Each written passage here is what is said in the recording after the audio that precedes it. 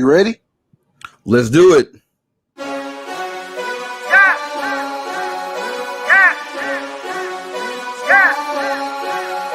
What? I mean, it's been turning up with her. The girl around us and she loving her. If we don't know you, don't come close to her.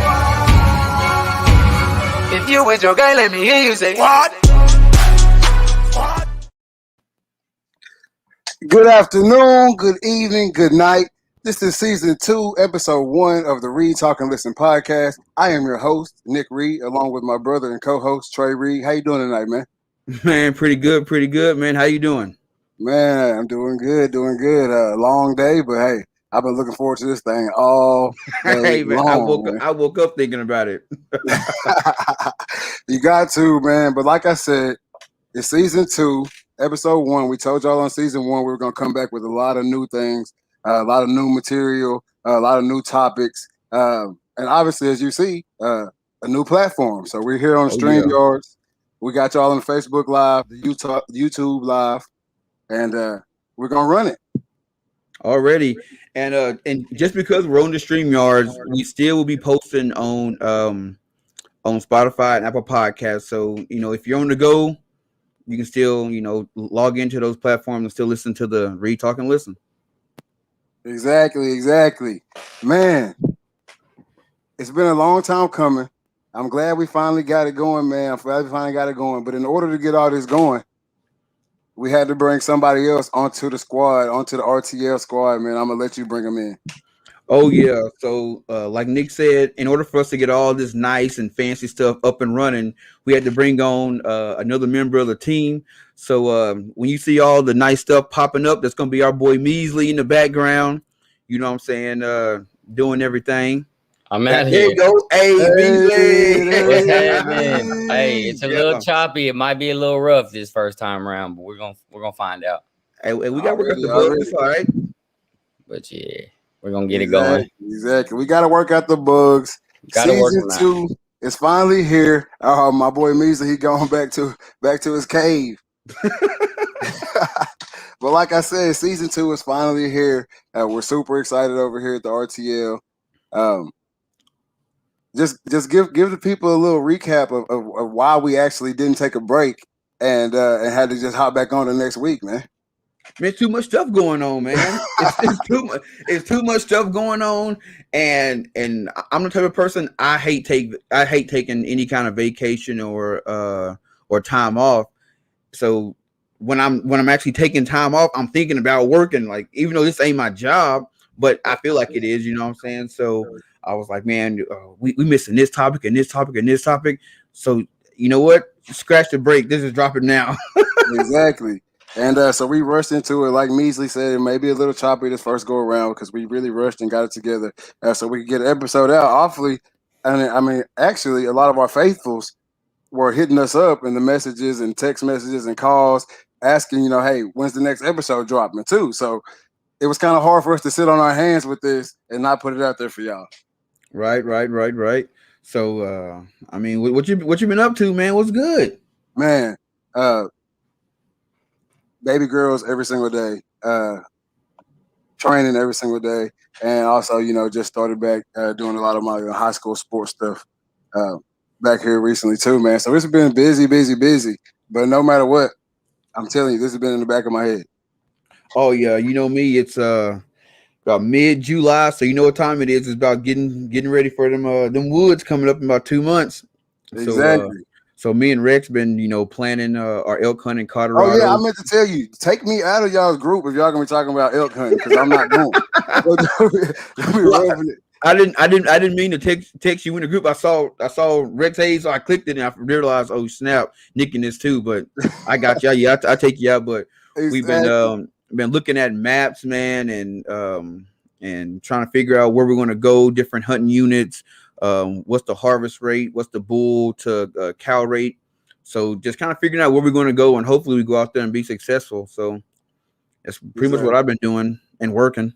I'm hating on y'all. First of all, I'm hating on y'all because I'm not going. But also, I do hope y'all get some because I want some elk meat, first of all.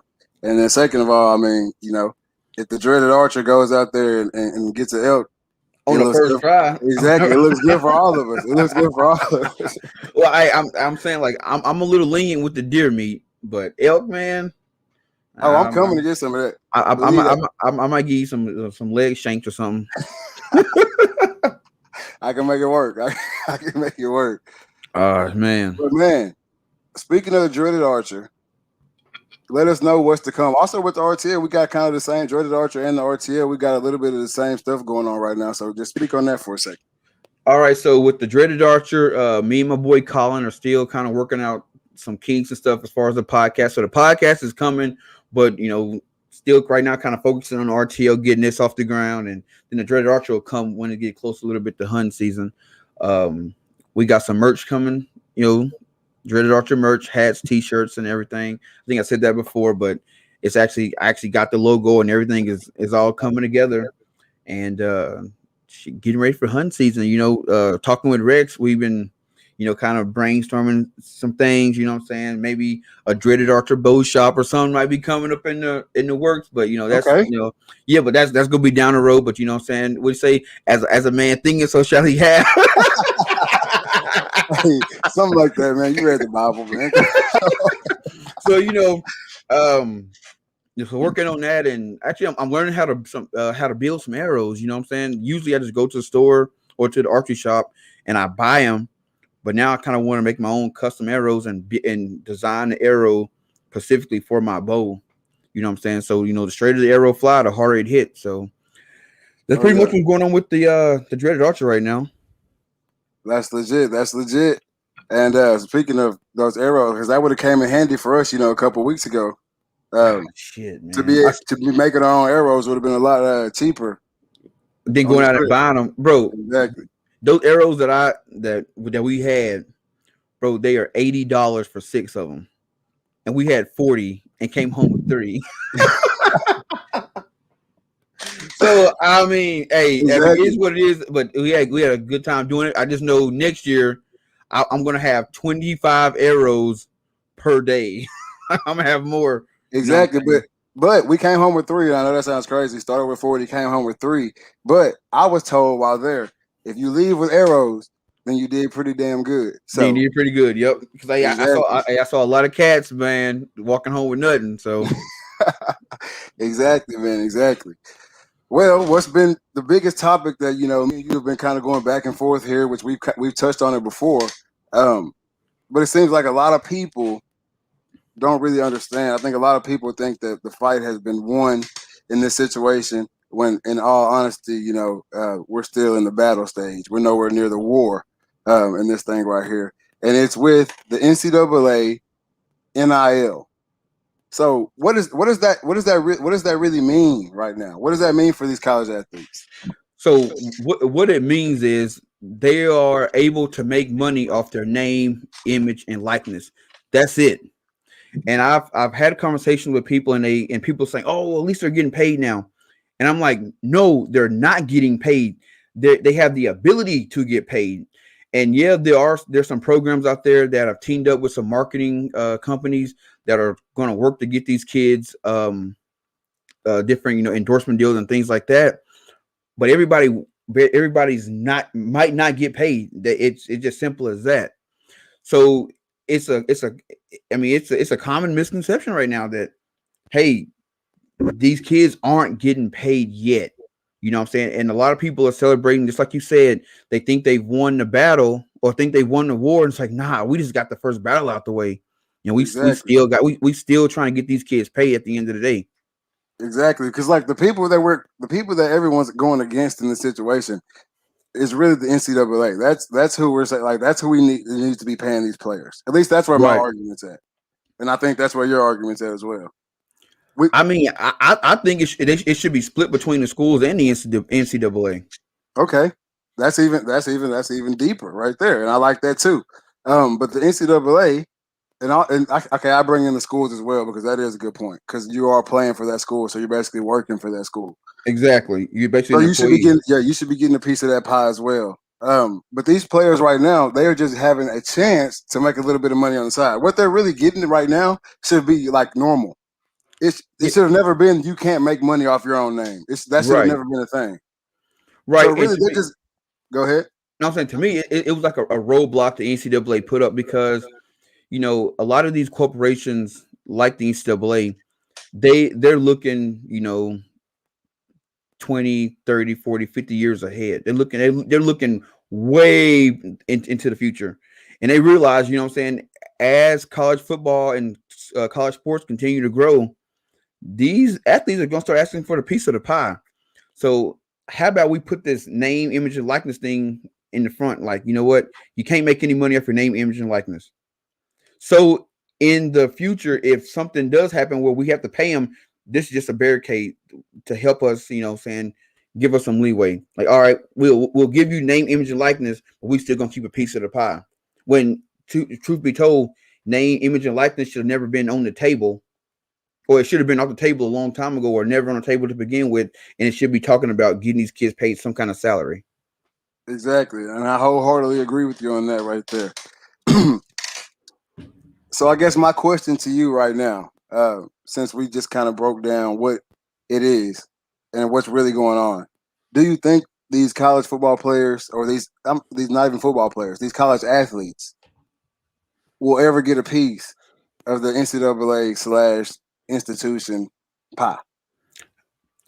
I would like to say they would, but honestly, it took this long to get name, image, and likeness, so I think it's going to take another 50, maybe 60 years. I mean, what college just celebrated their college football just celebrated with their 150th anniversary or something like that. So it might be another 150 years before we even, you know, it might not be in our lifetime when we see it. See the next step. Yeah, see the next step. But I mean, right now they're getting more pressure than ever, and even the NIL policy is temporary. Yeah, it's a trial. It's a trial, right? It's a trial run.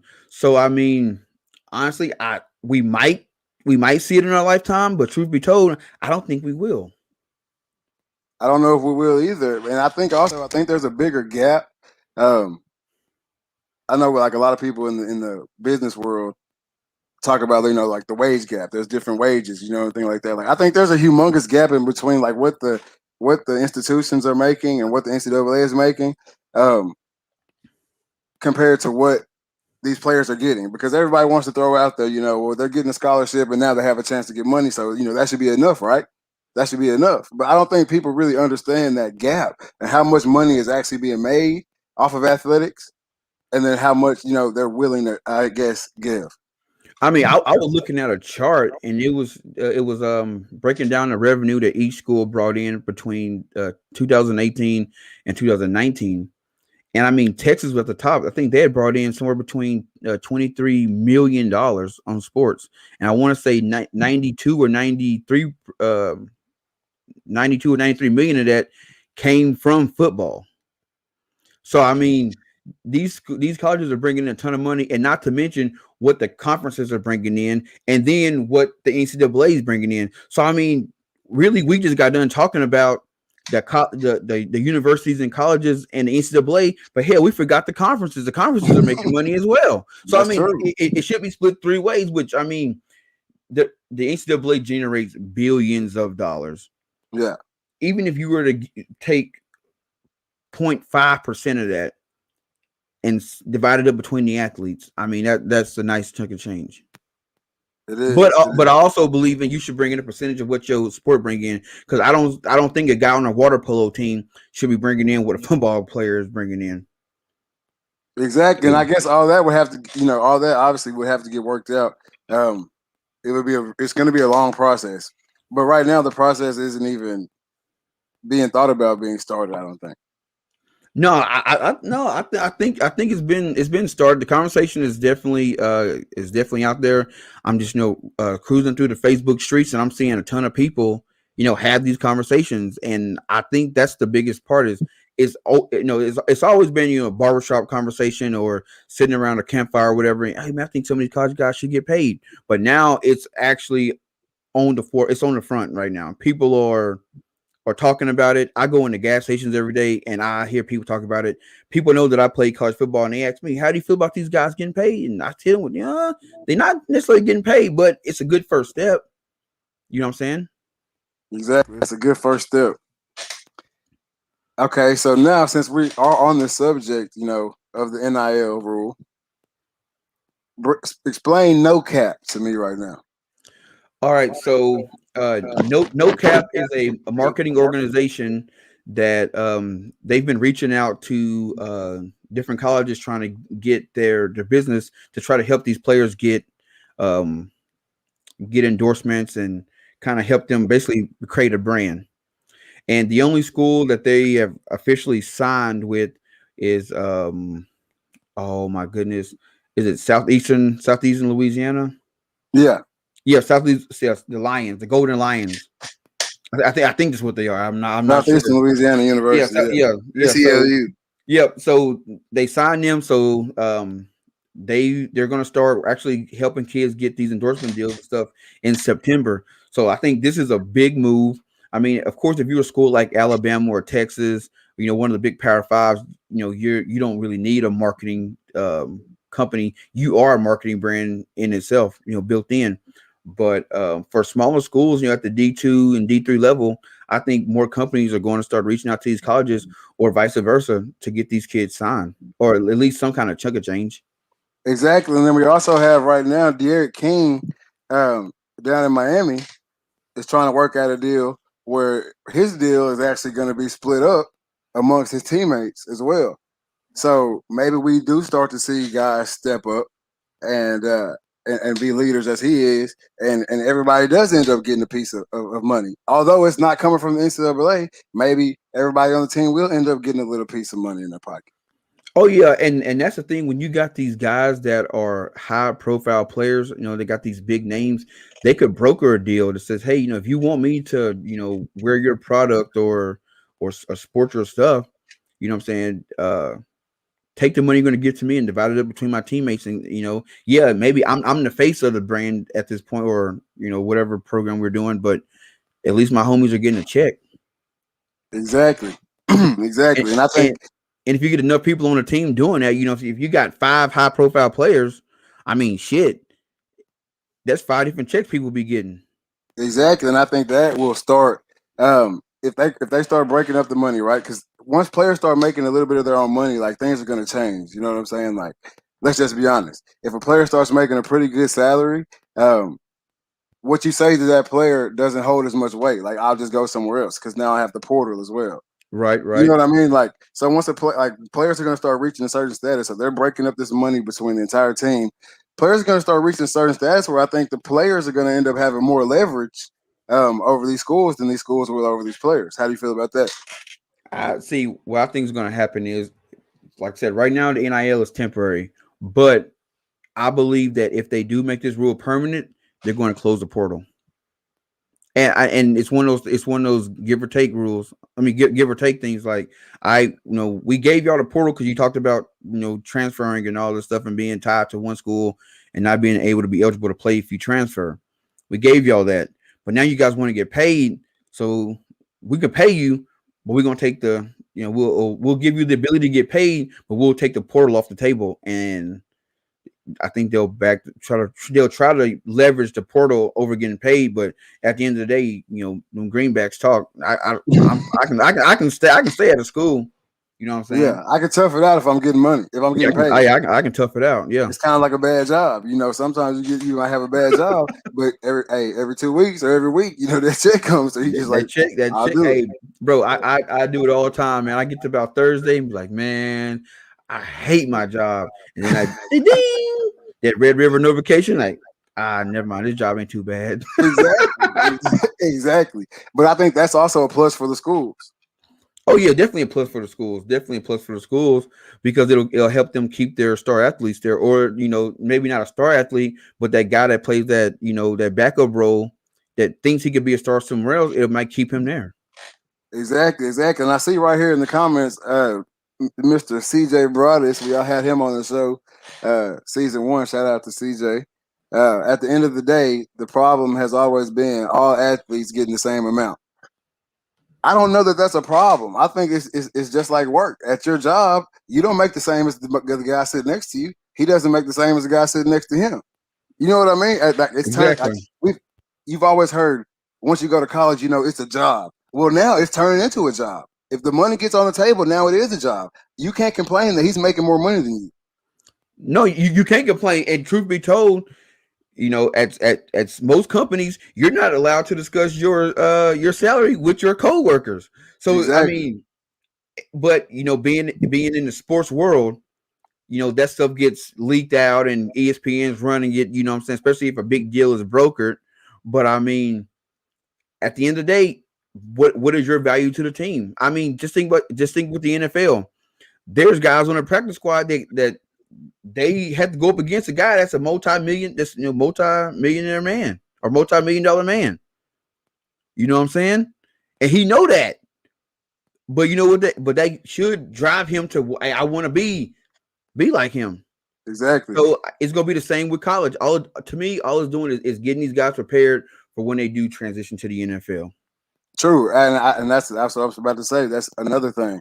With these deals coming in, this is teaching these players. Like we always complain, like we hear the complaints all the time about, oh, high school did not get us ready for college. Oh, college didn't get us ready for life. You know what I mean? Well, now, at least in the sports world, this is getting ready for your next step in life. If this is the path you choose, now you're signing deals at a young age. You have to have somebody to speak for you in those deals and walk you through those deals. And now you know the ropes a little bit more. Right. Walking into that first NFL contract. You know what I mean? So I think the college players getting paid really goes beyond even college, because I think the NFL is going to have some too, because I can't get these guys for as cheap as I used to, because he's already got $1 million. Yeah. Going $1 million. So now I have to put something extra on the table for this guy. He doesn't need me anymore. It's kind of like the basketball thing. College basketball is going to start hurting now. It was a little lackluster this year even, because these young basketball players are getting paid now. I don't have to go to college, and then these NBA teams are having to pay these guys more money because they're already money. They already have money. So it's going to happen the same thing in football. So you know the NFL is kind of chattering a little bit too on, hey, let's hold off on paying these players now. I don't think that'll be the case, because I mean, it's just like when you're going from one job to another job, you can't say, I mean, you basically say, hey, no, if you want me to come over there, you know what I'm saying, I make this much here, I gotta at least make this much. You're not gonna have that leverage in the NFL, because they're gonna be throwing so much money at you. It's gonna be way more than what these colleges ever pay you. Yeah, I'm not saying the NFL won't be able to pay you more money. I'm saying that NFL, okay, so going to the NFL for a lot of guys, like, right, I finally made it, now I can support my family, whoever back home, blase, blase. You know what I'm saying? I've been doing that for 3 years at this point when I'm ready to sign my NFL contract, if I'm that guy. Okay. You know what I'm saying? So now my contract negotiations is a little bit different than walking in there with nothing back home. Oh yeah. You're definitely gonna come in with more confidence, because now they can't just throw something at you, because now you know your worth. Because before you've had these guys playing for free, you know, all these years. So you could throw the smallest number at them, and it's bigger than anything they've ever seen. But now you got a guy who's, you know, basically a millionaire, or got a couple $100,000 in the bank. He comes to negotiation with a little bit more confidence, and you can't just give him scraps. He can say, "Nah, man, I know my worth." Because when I was playing collegiate ball, I was making $1.2 million a season. Well, so if that's that, yeah, that'd be crazy. But I'm just throwing a number out there. But now you want me in the pros, which means that I'm the top one. I'm 0.5% to ever make it to the league. So now you got to throw me a little bit of change, bro. Exactly. Hey, Measley, pop up some of those comments. I see the comment section scrolling over there. Pop up some of those comments so we can talk back to these fellas, man.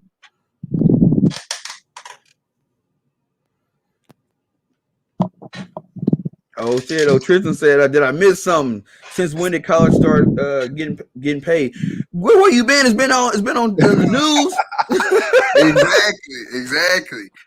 Shout out to Tristan right there. That's our sister. If y'all couldn't recognize the last name right there, Reed. That's our sister Tristan. But Tristan, the players are not getting paid per se. They have a chance to make a little bit of money on the side.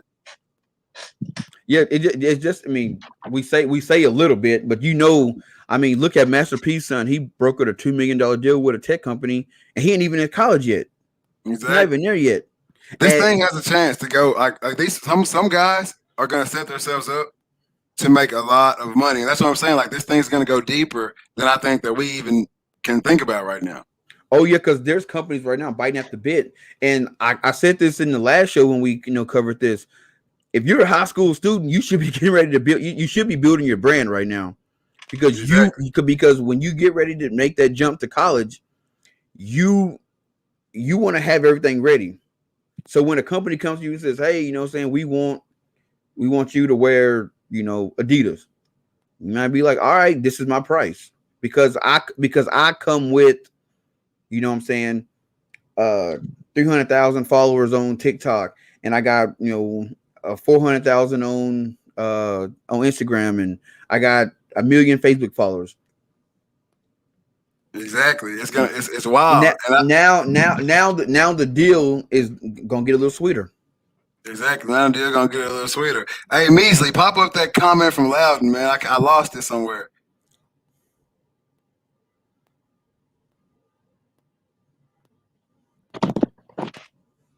There it is. Do star players that are making good money in college start staying in college for all their years instead of leaving early? Oh, that's a good question right there. That's a good question right there. Are guys staying in college a little bit longer to collect a little bit more money? No, I'm leaving. If once I get the green light that I'm ready to go to NFL, I'm leaving, because that money is sweeter over there. The grass is greener. The grass is greener though. Because you can't tell me that college is harder than being in the NFL. No, and you haven't made. You're the guy already. So if you're because he says top guys. If you if you're a top guy, you have a cushy, sweet life at your university. You staying there an extra year, maybe what you need, maybe what you want. I think that's a good point right there. No, because it all boils down to draft stock. If I know I'm going to be a first round draft pick, there's no money. I'm never going to make that money at the college level. True. So if you are a top guy, you're leaving early. If you're one of those, you might be a third, fourth rounder, he gonna stay. He gonna stay and get that money and dip out. You know what I'm saying? And if you're a guy who ain't got you might get a free agent draft spot, you definitely staying. You might stay 5 years. Oh yeah, make that cash. I mean, if you would be naive to leave early if you were going to be a free agent. That's crazy. I mean, but everybody, they don't even talk about guys that's going to be a free agent. But those guys happen just to fall, certain circumstances and make them fall down deep in the draft. But I mean, like I said, if you're on the bubble, you're there. Now for football, it's different. Now if you're a guy, because we're talking about football right now, but if you're one of those guys that play a sport like lacrosse or hockey, well, I don't like to say hockey because hockey guys are making money. So if you like one of those offset sports, like I said, cross country, swimming, stuff like that, those guys are going to make the money. But it also opens up spots for those guys that are on Olympic teams that are in college. They're definitely going to make that cash. Because I think what you had a guy that you played at SMU with Borges. I was talking about Marcus. Yeah, Marcus. Yeah, wasn't Marcus an Olympic guy who came to SMU? Yeah, he did track before the football though. He didn't do football and track at the same time. But yeah, I'm sure if he could get paid off his name and likeness, his name, image, and likeness at SMU, he definitely would have. I mean, he led the country in blocked field goals. He's like a 7-footer playing football. You know what I mean? So right. He definitely would have made quite a bit of grip after his track his people knowing him from an entire different country, right? And, you know what I mean, coming over here. So right, and I see CJ said it might help the guys stay and get their draft stock up. But like I'm saying, if you're a top guy, your draft stock is already up. It might help those guys that are going to be second and third rounders get their stock up, but also you got to think about injuries. I want this money now. If I can get secured now, I'm good. But it also makes that decision a little bit easier because you got a little bit of money in your pocket. So you can say, if I get hurt, saying my brand is going to secure me. Exactly. But hey, check this out. So take it away from football, and I know since we like to bring up WNBA, what does it mean for the female college athletes who don't have a prolific pro league. So softball players, even the WNBA, they're not getting paid what they want to be getting paid, obviously, because it keeps getting brought up. What does it mean for these girls? Are they going to start getting more a piece of the pie per se? Nope. You don't think so? Nope, because the views aren't there. The people, these brands are only going to pay the money because they're paying the money because people are watching, and people are watching the. Well, hold on. How many people are watching Tennessee State? No, I'm getting there. I'm saying okay. Now people are watching women's college basketball. They are watching that. Now, why the transition hadn't happened to the WNBA, I cannot tell you that. Okay. But I think these for the girls in college, yes, they're going to make some money, but still not a lot because there's no future in it. Because now, if I'm Nike, I sign this girl that goes to UConn. She goes to the WNBA and no one hears from her again. She disappears because no one watches it. Yeah. So I might invest a small amount into you in college, but who knows what'll happen? I mean, we can't promise anything in your pro career. Exactly, but okay, I hear you on that right there. But does that in terms help out the WNBA? If these companies start getting behind these girls as freshmen, sophomore in college, and they're pushing their brand, and they're putting these girls out there more, and now more people are seeing them, more kids, more female kids, they follow these people. There's a kid out there right now that only likes Cam Newton because of his cleats. You see what I'm saying? Like, right.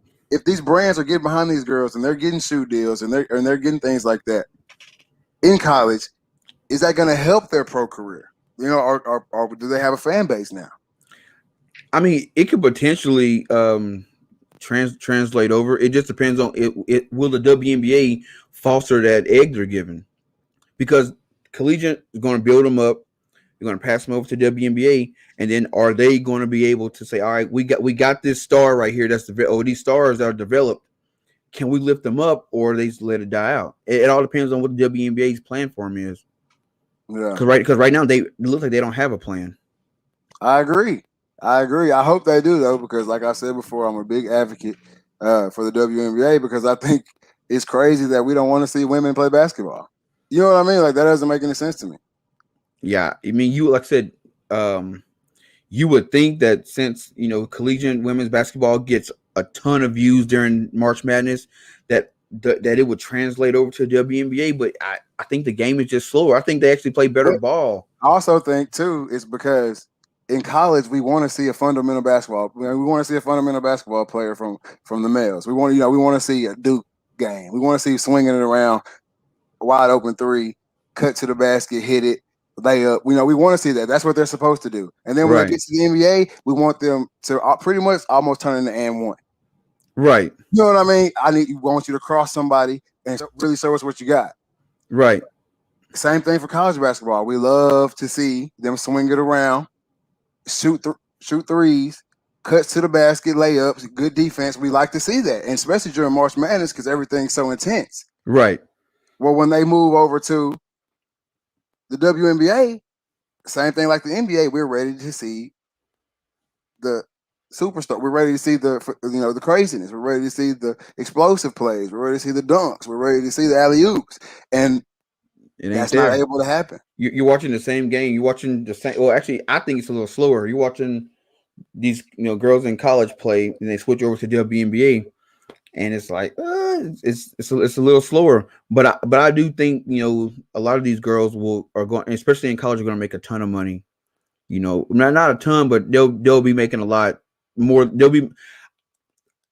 You heard this first here on the RTL. There's going to be a female basketball player in college ball that will be making more than some of the women in the WNBA. Oh, I totally agree. Especially if TikTok stays a thing, these girls start getting on YouTube and getting their channels going and all that. And one thing that you can rest assured, if she look good, guys are gonna watch and girls are gonna watch. Everybody gonna be watching. Exactly. And working out, they take care of their bodies tremendously. They're gonna be on there working out. That's probably like 80% of what like people watch on TikTok and Instagram videos and stuff like that, or other people working out. So the Yep. people are going to watch it. They're going to get views. They're going to get followers. But also, what I was going to say about a player making more than WNBA, think about if Brittany Griner was at Baylor right now, and she was able to get paid off her name, image, and likeness. Oh, bro, she'd be rolling in the dough right now. Exactly. She'd have every athletic brand after any kind of product that's out there for females. She'd be all over that. And I mean, I think for the female athletes in college, they're going to get more I guess get endorsed by these designer brands. You know what I'm saying? Exactly.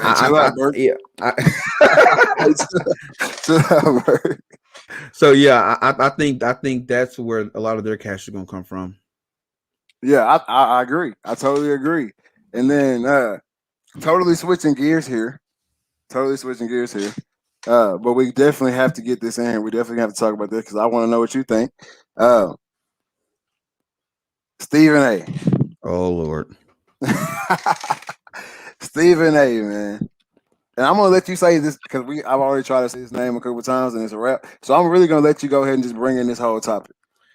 Oh yeah. So a couple days ago, Stephen A. Smith made a they called it a xenophobic comment about Shohei Ohtani, who is the star pitcher and batter for the was it the Angels? Yeah. The Angels, Anaheim Angels. Los Angeles. Come on. Angeles. Man. I thought they were Anaheim. Bro, how old are you? I thought they were still Anaheim. But yeah, so he said that, Ohtani cannot be the face of baseball because he needs a translator to speak to the people because he don't speak English. Now, I don't know what him speaking has to do with being the face of baseball. I mean, shit, the dude he's doing something that hadn't been done since Babe Ruth. Exactly. You know what I'm saying? And he's taking the baseball world over by storm, which is wild because a lot of times you see these guys come over from Japan and they have this huge hype in Japan. They get to the United States and they flake. He's doing the same thing he was doing over in Japan, came over here and he's took it to the next level. Now, can he keep up that level? I don't know. It's not for me to say, but I'm saying right now he's kicking ass and taking names, and he's going to be the league MVP, straight up. Exactly, and it's hard not to give it to him if he stays this hot because he's pitching. Yep, you know what I mean, and so he's doing well on the bump, and then also as a hitter, he's amazing. You know what I mean? So right. It's hard not. How can you beat that if you're only because most people that are in the MVP race, they're either really good at hitting or they're really good in the field. You know what I mean? Right. So it's one or the other. And he's got both. Right. So that's easy. And he's really good at both. Now back to Stephen A. I don't know if the comment was xenophobic or whatever, but I do think it was stupid. I think it was just a dumb thing to say. You know what I mean? Because of your reason. He can't be the face of baseball because he needs a translator to speak. Okay, well, he's just the face of baseball. I didn't say he's the voice. Right. No one's saying he's the voice of baseball, Stephen A. And recently Stephen A has been disappointing me, man. Yeah, because it seems like he's just saying stuff to get shock value from people at this point. You know what I'm saying? And it's like, dude, you was doing fine, just commentating and giving that colorful commentation or commentary. But dude, stop saying stupid shit. Like, I don't know what to say. I don't know what to say about him. I think, like I said, he's just trying to keep his name relevant at ESPN at this point. I was just about to say, is it because there's a humongous wave of, former players who are now stepping into the broadcast world, younger guys, and they're getting shows, podcasts, their social media footprint is very heavy because they're just getting out of the league. And I think that you're right. Stephen A is just trying to stay relevant with these young bucks. Because why would a guy like Stephen A, you've been around for a long time. This isn't your first rodeo. You've been around. Why would you ever, especially in this social climate, make that comment? Well, I mean, and his reason behind it was that when he gets up and does interviews, it'll turn the American people off because nobody wants to listen to him speak Chinese and then have a guy interpret it into English. So it's like nobody wants to sit the TV that long, but I mean, we sit the TV that long anyways. I mean, I don't think nobody cares them. I think people just want to see him. They don't care where he's from. Exactly. And there's a comment right there from Burke right there saying Stephen A was wrong with what he said, because if he used American Sign Language, so if the guy was deaf and he was just giving out sign language, would Stephen A tread lighter?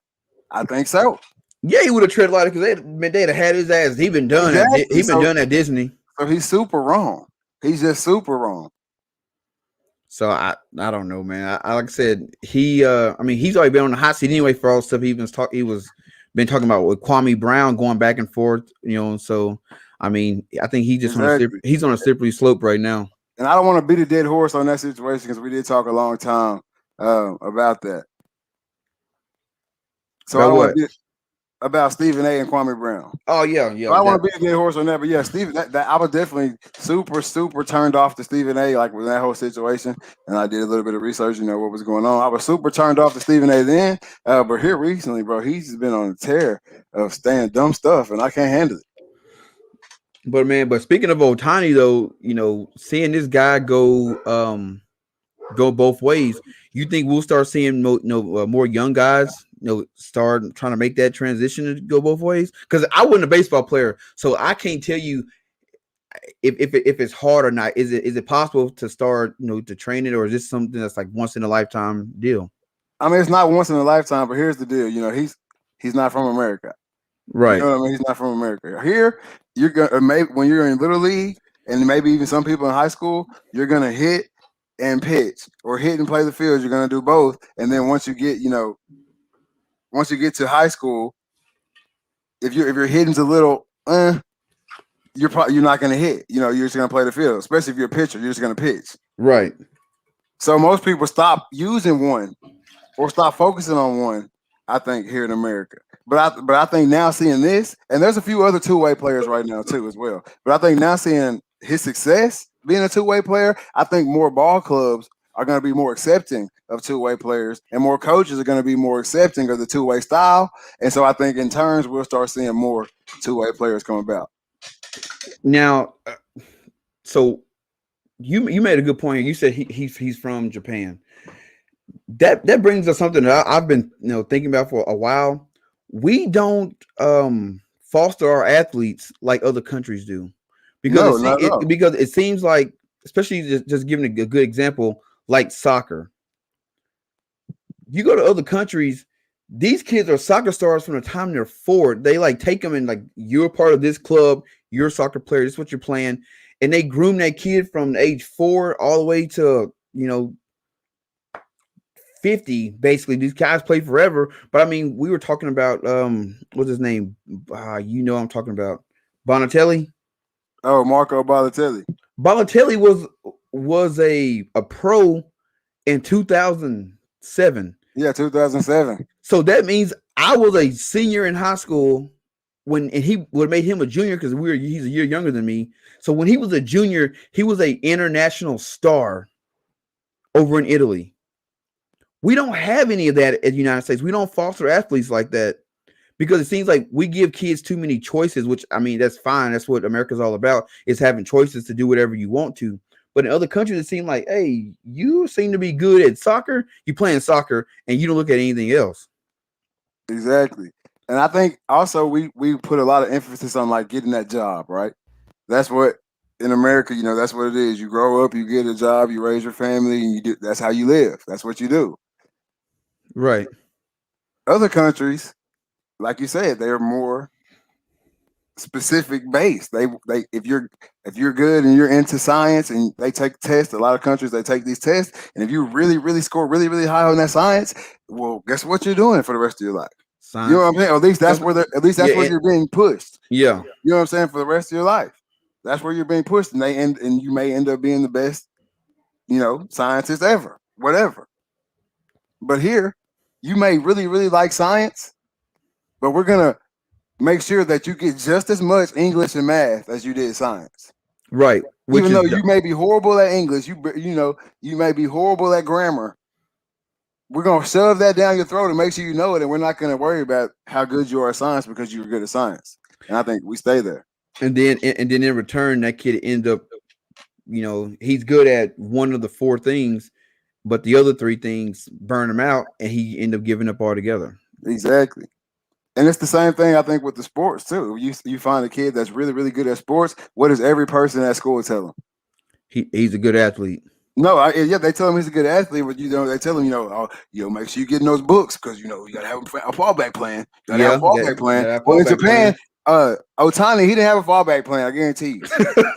I guarantee you, he didn't have a fallback plan. I don't know, because I think over there they value education a lot more than we do over here. It don't matter if you playing a sport, like I say, take the Olympics. If you're a gymnast, that's what you do. You're going to a academy. There might be a little bit of schooling going on, but you are a gymnast, and you're going to be good. In some countries, I don't know if they still are, but they used to beat them if you didn't win. You know what I mean? Like, the sport is getting taken serious in other countries. Where I'm not saying sports aren't taken serious in America, but nowhere near. How many times has somebody gotten beaten over here for losing? I mean, none, because that should be on the news. They had you strung up somewhere. That's what I'm saying. So, like, it's different. It's different over there. Like, that's what you were expected to do that over there. If you make it to the NFL here, like, oh, it's great. Oh, you make it to the MLB. Oh, it's great. Can't believe that. Look how many people don't make it. If you're a baseball player, a football player there, you're expected to go far. Yeah, you're expected to go bring home the gold. And when you make it, it's like, it's not congratulations. It's I get ready for the next one. Like, good job and everything, but we gotta go bring home some more. And I think Bert said something about the Dominican Republic. Yeah, hey, I've seen documentaries about them cats over there, and that's their way out. That's over there in Dominic. That's their way out over there, is to get over here and play baseball. I mean, you had guys that play baseball, want to get to America, they willing to hop on a hefty bag, trash bag, fill that joke over there and float their ass over here. And I don't blame them. Exactly. It's by all means. It's by any means necessary. Well, I promise you, even the dudes that stopping in that hefty bag, as soon as they hit land over here, they're MLB ready. Oh yeah, they're ready. You know what I'm saying? They're ready. They've been groomed until it was already a plan to get in that bag. You know what I'm saying? It was already a plan that we're going to send you over across the water. It was already a plan. You're going to be good at baseball. You're going to practice baseball every single day. And we're going to send you over there. If they were worried about education so much and they knew they were going to send this guy over here to play baseball, he wouldn't need a translator. Yeah, he wouldn't need one. He would have been working on his English the entire time because he already knew he was going to come over here and play. Yep. So they're not worried about the schooling. I'm not saying they're not going to class and not teaching them anything, but they're not worried about it like that. No, they're not worried about it at all.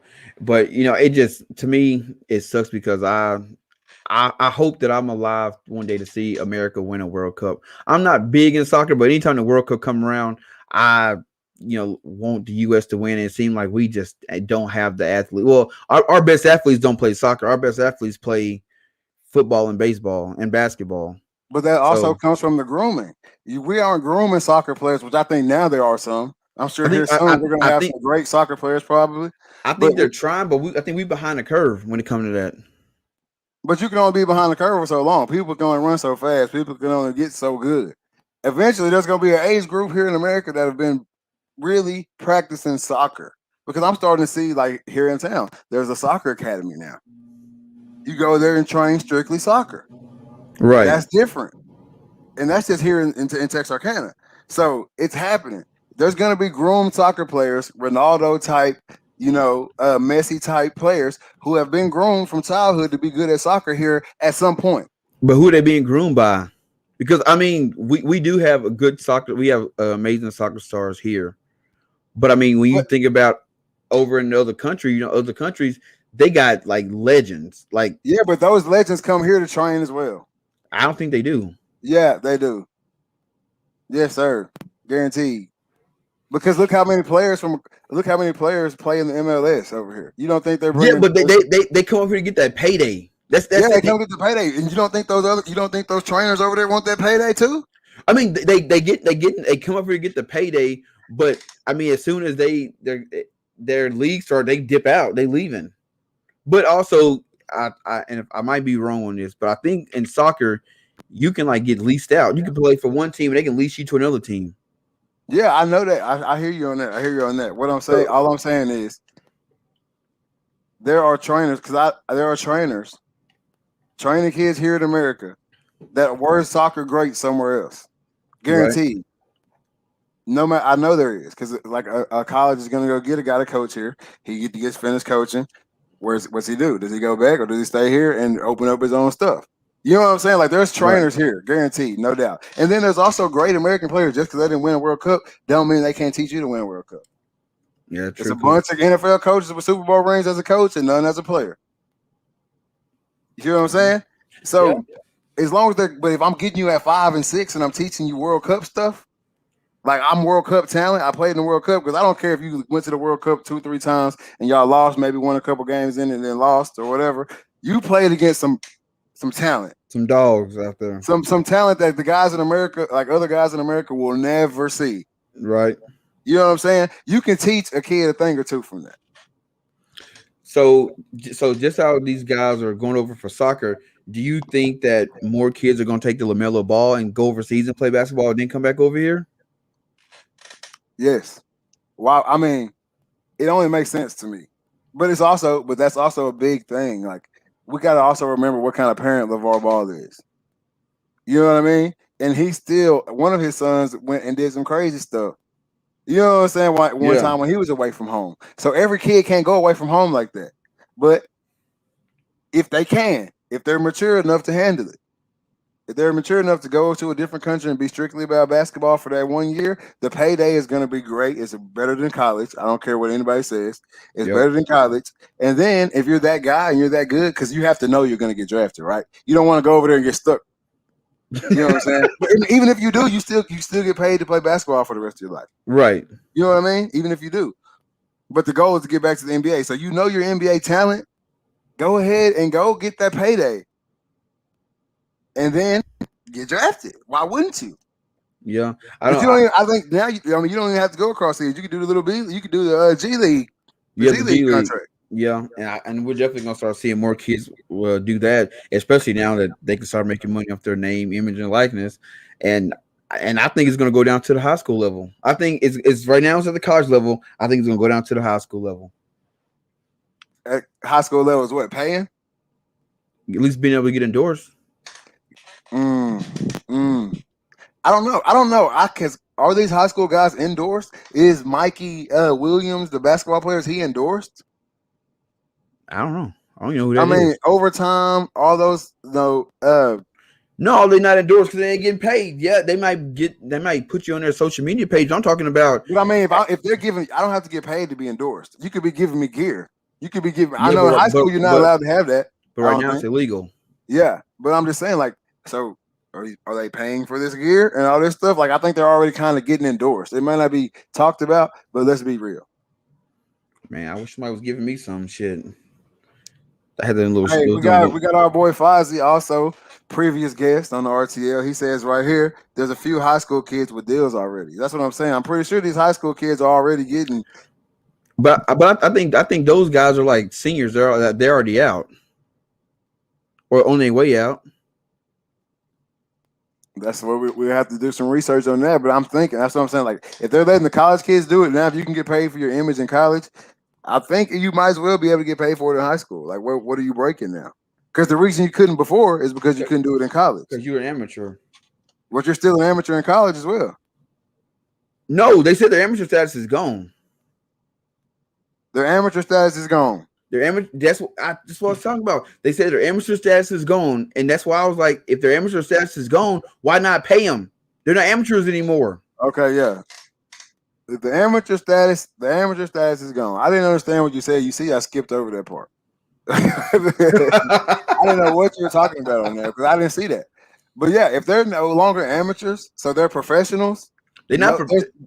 They're not professionals, but there's because when they passed it, they said the end of amateurism sports are over, and then they introduced the NIL. So if they're saying that it's over with, to me, it's over. They're not amateurs anymore. Okay, but the next step, but they're not calling them professionals either. So they're somewhere. It's a gray area, and that's what the president of the NCAA said. He goes, it's a gray area right now where they're at, because they're not professionals, but they're not amateurs. Yeah, because they can't call them professionals. Because I don't know a single profession that you do not get paid. No, and man, just to get back on this topic, nobody would go to a job, work, and the company make money and be like, "Oh, we gave you, we just gave you somewhere to work." No, you know that's what it is. We just gave you somewhere to work, and we pay for your gas to get here. Yeah. You'd be like, "Nah, I want to be compensated for my work. I'm putting money in your pocket, put some in mine." But for some odd reason, we ignore that when it comes to college football or college sports. Period. I just don't. I don't understand it. Me either, man. But I think right now it's time. Measley, you can pick whoever you want to pick. Hey, if anybody wants to come in right now and hop on and give your piece, speak on some of the topics we hit on, or really just tell us what you thought about, what we spoke on so far. Hop on and let us know. If you're listening to it on Facebook or YouTube, there's a link in the description. Hit that link and come on and talk to us. See what's up. But yeah, man, Stephen A., like I was saying, he definitely is on the way out, and I am so ready for him to be done. If he's gonna continue to report on sports this way, I'm ready for him to be done. He won't be done. He'll go find a job somewhere else. But just some news came in this morning, man. Oh, Sha'Carri Richardson got a deal got offered a deal from a marijuana vape company. I wanted to bring that up too. I'm glad you just said that. I'm glad you just said that. I was looking, I was like, wait a minute, what? That's how I come across the feed. I'm like, she'd be a damn fool to take it. But would she though? Hell yeah, she'd be dumb. Because at this point, you are trying to, well, not you, but she is trying to basically clean up her image at this point, because the whole failing the drug test deal, and then all the people going back and forth on social media and all that shit about it. If I'm a potential sponsor, I don't really want to touch her. And then if she goes and gets and accepts a deal from a marijuana company, well, then that just validates, yeah, you knew what you were doing and you smoked marijuana. So your story is invalid at that point. I don't think that validates anything, because drug test me all you want. Me signing this deal with this marijuana vape company is just strictly another business opportunity for me at this point. Her image isn't blemished. She didn't lose sponsorships or anything like that over this situation. She just can't run in the Olympics, which wasn't going to pay her anyway. That wasn't going to pay her regardless. No, I know. So why would you not take the deal? No, why would you not take the deal? She's not going to get another deal like that. Might not get a deal like that, but I mean, there's other potential sponsors.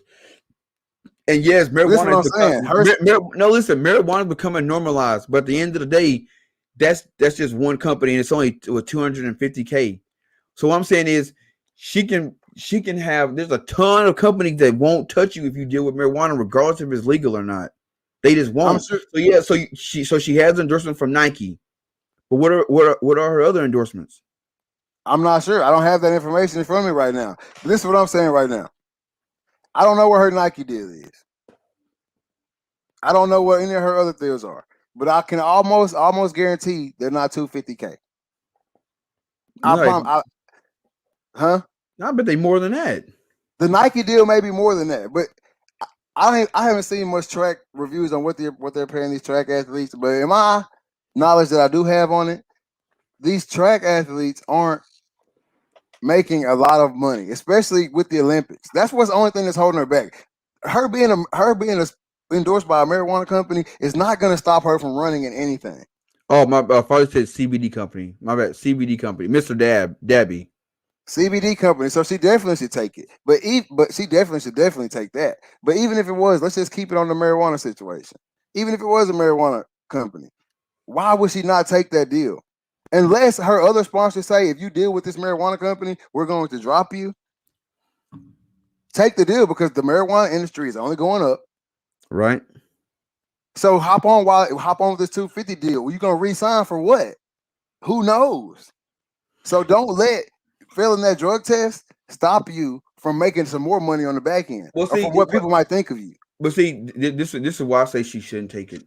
Because let's say, you know what I'm saying, she come the next time the Olympics come in, she come out there and she win that Joker. If you Kellogg's, you cannot put her on the Wheaties box. You can't. I disagree. No, you can't, because you have kids that they look at the Wheaties box and they shit, like that's Sha'Carri Richardson on the Wheaties box. Yay. But she also over here on a sign at the liquor store on a CBD poster running.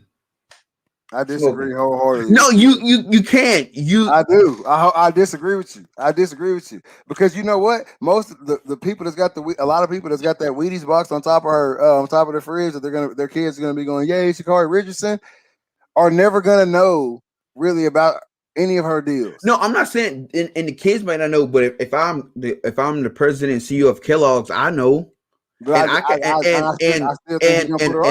I can't in good conscience put her on the box, and I know other adults. I'm just saying, check this out. Kyrie has a lot of religious views, crazy ones. He speaks on it a lot on how he feels. He's a flat earther, all that. He's on a Wheaties box. Yes, but that's religion. No, that's different, bro. What do you mean? Speaking on your religion will get you canceled here quicker than anything. No, it won't. We live in a religious-free country, man. Yeah, we live in a religious-free country that religion gets taken out of a lot of things. What do you mean? Religion gets taken out of a lot of things. Well, yeah, because it's a sore topic. But I mean, if you can talk about it, but that's all that would be. It was a sore topic, and they would still put her on the Wheaties box. I don't see what Mr. Trey Hart says here. Click on my boy Trey's comment. I don't even got to read it. So the Olympians and world athletes don't make barely anything because they have to pay their trainers. Most of the time, they have to be on a loan with their trainer until after you maybe pay different. They get a stipend of around 15 to 2. God damn, hell no! Is that true? Watch the documentary, The Weight of Gold. Shameless plug. We'll let them get it. If that's true, then shit, she just take that money. That's what I'm saying. I didn't even have to look at that though. I didn't even have to look at that to see that. I didn't have to look. If that's true, take that money. Pay that woman. Exactly. You have to take that deal as a track athlete. I'm not speaking on any other athleticism. I say take the deal regardless, because at this point, make your money at the end of the day. And like I said, that industry is only going up. But I've known forever that, especially Olympians, not just saying all track athletes, but especially Olympians here in the United States, get breadcrumbs, if anything. But yeah, and they make, and I do know they make all their money off their endorsements. I know, because I know Joe Rogan, he talks about it all the time. Pay these people, pay these Olympic athletes. Exactly, you have to, or you should, because they're representing your country. Which I've just seen a bunch of stuff online right now, just talking about that. Like, you know what I'm saying? Like, oh, you're representing our country or whatever. Well, they're representing the country so well. Take care of them. Take care of them. Exactly. But we also live in a country that don't even take care of the people that serve the country. So you think they're gonna take care of track stars? Exactly, and that's another day. I ain't trying to start no fire, but you know what I'm talking about. We didn't have this conversation before, you know. Exactly. But yeah, I mean, I don't know. I know. I'll tell you, I feel different because I know like some companies feel a certain way about it, and other companies have their opinions. So like, do you take the sponsorship and ruin your name, or not ruin your name, but potentially ruin your name? Or do you not take it and miss out on that money? And I don't know. I guess exactly. I think like the possibility of more great deals are lesser than the risk of taking that deal. Huh? You think so? I'm not sure. I don't know. I'm just on the fence about it, because I feel like if she didn't fail a drug test, but she took that, well, I guess the deal came because she failed a drug test. But you know what I'm saying? But if she didn't fail the drug test and that deal came, I'd say take it, because CBD does have, you know, it helps people with pain and stuff like that. So does marijuana, but I don't know. I guess it's just a hot topic right now, or a touchy topic. Most definitely a touchy topic, man. Most definitely a touchy topic, man. Well, always, like always, nobody came in, so we just gonna move it along. So, like always, I got to do my mental health checks. It's only Wednesday right now. Halfway through the week, so I guess that is a good time to do it. I like doing it at the end of the week, but we can do it halfway through the week, man. So, every night on the RTL for the people who are tuning in for the first time, I like to do mental health checks on my guy, and whoever we have a special guest. I like to check on them as well. So I go 1 through 10. How you doing? Personally, health wise, physically, and then business wise, financially. How you doing, man? All right, mentally, man, I'm not gonna lie to you. I'm stressed. There's been a lot of crazy stuff going on at work. A lot of big changes that could potentially, cause a lot of people to be moving around.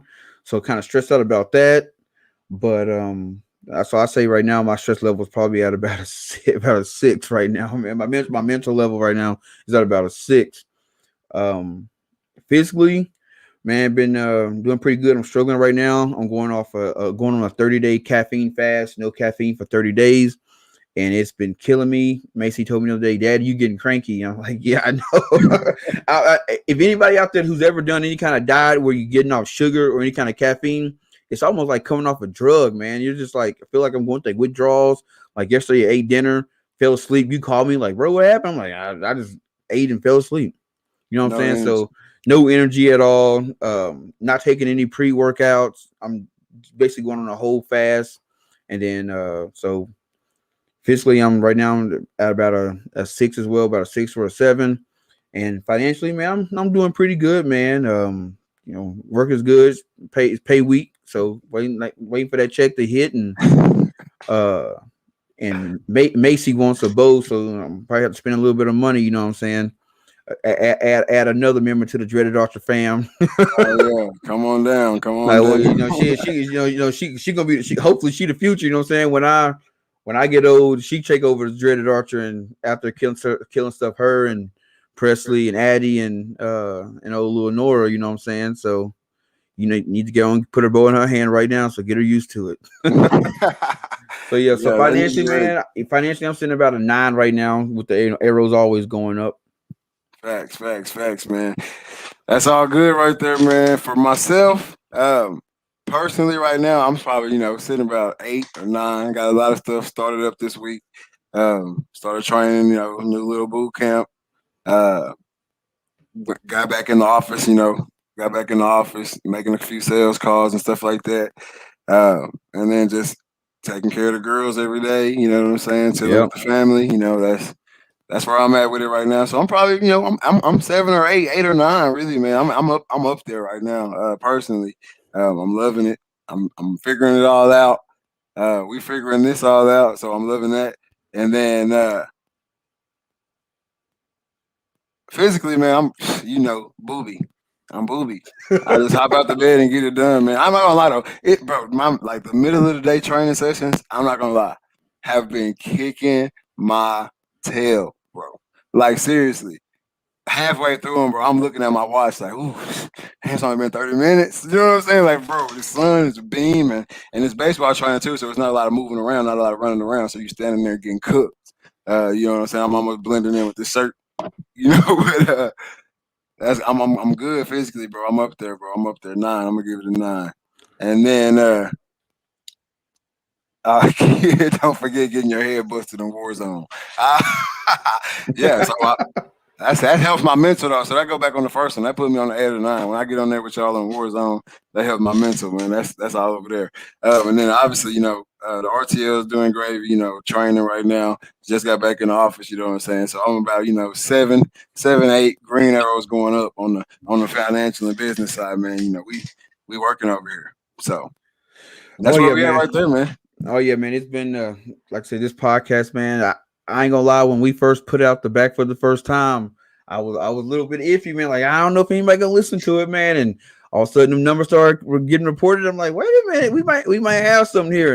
And like I said, I don't know who the listeners are over in Brazil. But I appreciate it because I don't know. We get it's only one person because we get one stream from Brazil every episode. So whoever you are out there, thank you. Appreciate you, man. Hey, we getting worldwide, but I'm glad we got season 2 out. I'm loving the new platform. Hopefully we get all the bugs and stuff worked out and start getting some guests to hop on and start interacting with us. Exactly, man. Exactly. We gotta have people interacting, man. That's what this new platform is for y'all to get on and speak y'all's piece as well. Because like I've said before, the RTL is to put y'all on. You know what I'm saying? Somebody still exactly, man. The RTL is to put y'all on. So, man, companies, you got a small business, you're starting a small business. Hit us up on the messages. We'll bring you on, you know. Obviously, you'll speak with us about whatever we're talking about that night, but we want to, you know, promote your business. You know what I mean? That's what we want to do. So hop on.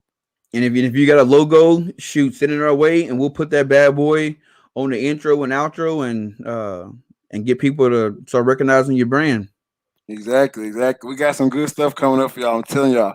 If you go back to season 1, please be our guest to go back to season 1 and listen to all 12. I mean, it's some hot content. It's some hot content, and I want all y'all to listen to it. And like Trey said, shout out to all y'all who have been listening.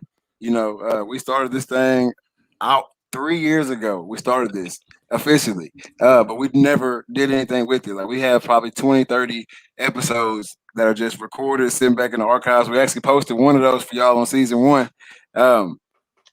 And now to see this right here, to see this live go on for the first time, man. Shout out to y'all for supporting us and keeping us going. Oh yeah, hey, you know, you might get lucky and catch a live. We got there in them deer woods, out there in the blind. Exactly. Because we get Wi-Fi out there. Exactly. we got a lot of hunting stuff coming up for y'all too.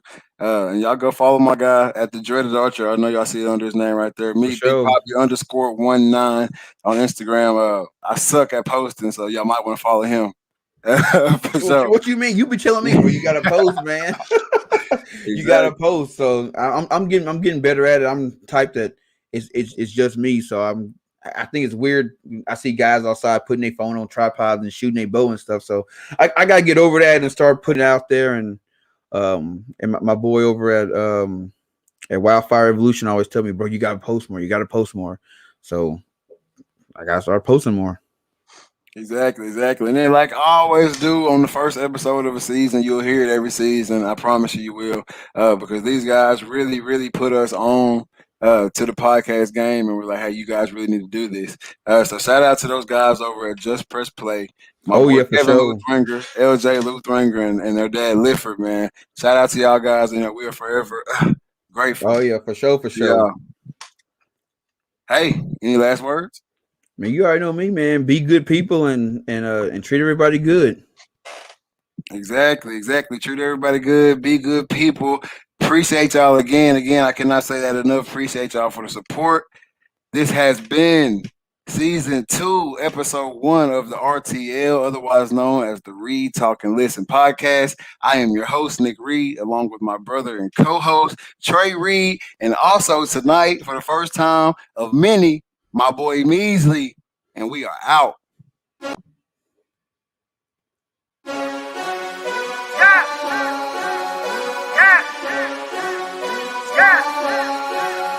What? I mean, it's been turning up with her. The girl around us and she loving her.